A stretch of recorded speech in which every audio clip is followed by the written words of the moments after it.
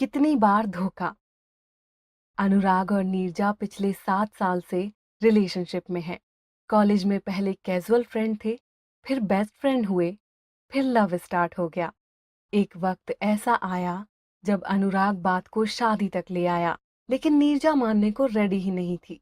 नहीं अनुराग, पापा नहीं मानेंगे। पापा को तो कोई गवर्नमेंट जॉब करने वाला ही चाहिए। यूपीएससी दी है मैंने, रिजल्ट भी अच्छा ही आएगा, गवर्नमेंट जॉब मिल जाएगी।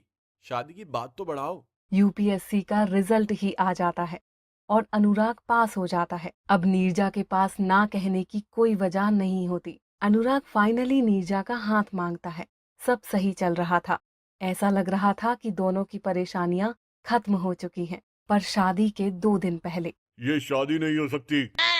क्यों पापा, क्या हो गया? ये देख, मैंने शर्मा जी को बोला था लड़की के बारे में पूछने के लिए, उन्होंने ये भेजा है। अनुराग के पिताजी अनुराग को एक एमएमएस दिखाते हैं जिसमें नीरजा किसी दूसरे लड़के के साथ है। अनुराग वहीं होश गंवाकर सोफे पर बैठ जाता है। वो शर्म से फोन बंद करके रख देता है, पर उसके पापा बहुत गुस्से में हैं। तुमने तो कहा था तुम एक दूसरे को 7 साल से पसंद करते हो, तो फिर ये क्या है? ये लड़का तू तो नहीं है। अनुराग कुछ भी बोल नहीं पाया। उसे खुद ही कुछ समझ नहीं आ रहा था। बेटा, मैं अभी समधी जी को फोन लगाकर बता देता हूँ कि हम ये शादी नहीं कर रहे। पर अनुराग उसके पापा से फोन ले लेता है। नहीं पापा, मैं उससे प्यार करता हूँ, और हालांकि ये मान पाना थोड़ा मुश्किल है, पर मैं जानता हूँ कि वो भी मुझसे प्यार करती है। प्यार तुझसे करती है और वीडियो किसी और के साथ निकाल रही है।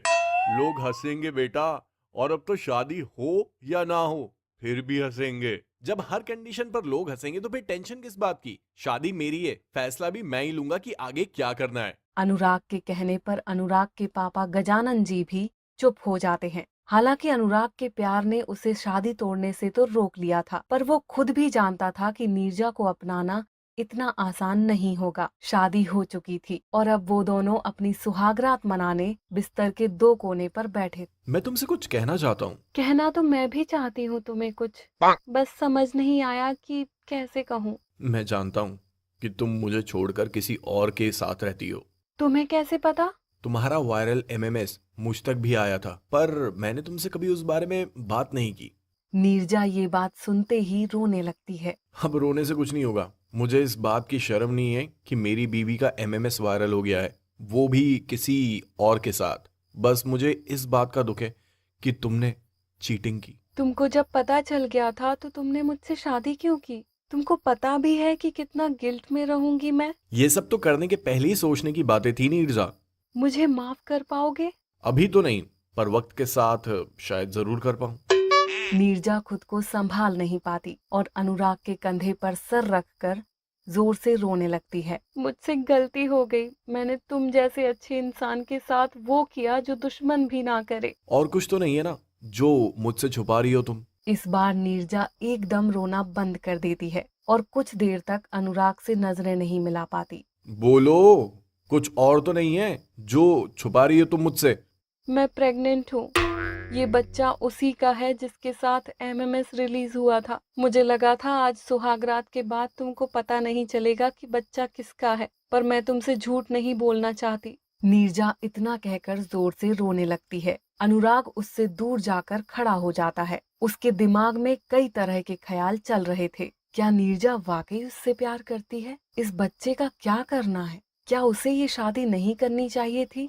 और कितने राज हैं जो नीरजा ने छुपा रखे थे? अनुराग हिम्मत करके पूछता है। मुझे एक बात बताओ नीरजा, हमारे बीच जो भी हुआ, क्या वो सब झूठ था? तुमने उस लड़के से शादी क्यों नहीं की?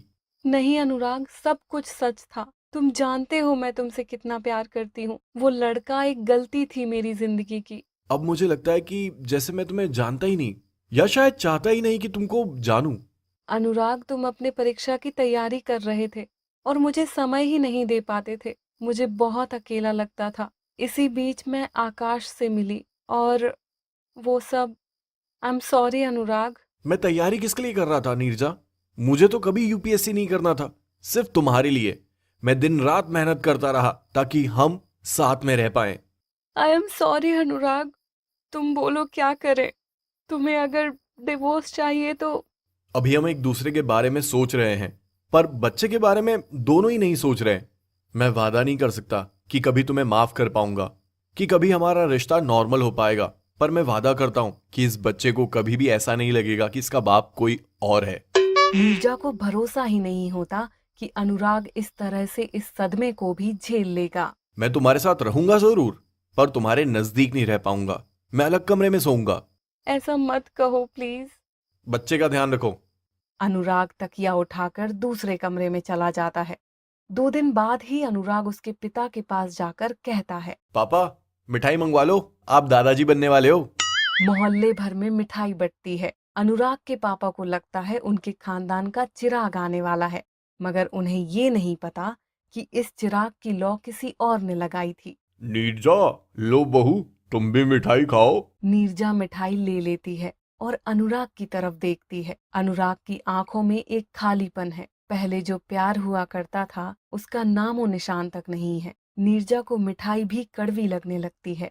अनुराग के पापा वहां से चले जाते हैं। तभी अनुराग पूछता है, बच्चे का नाम मेरी पसंद से रखोगी, अपनी पसंद से रखोगी, या उस लड़के से पूछोगी जिसका ये बच्चा है? तुमने मुझे माफ करके कितनी बड़ी सजा दे दी है अनुराग। दोनों एक दूसरे की तरफ देखते रहते हैं, जैसे बहुत कुछ कहना चाहते हो एक दूसरे से, पर कुछ नहीं कहते, क्योंकि दोनों को एहसास है कि अब बात इस तरह बिगड़ी है कि कहने से तो नहीं सुलझ सकती।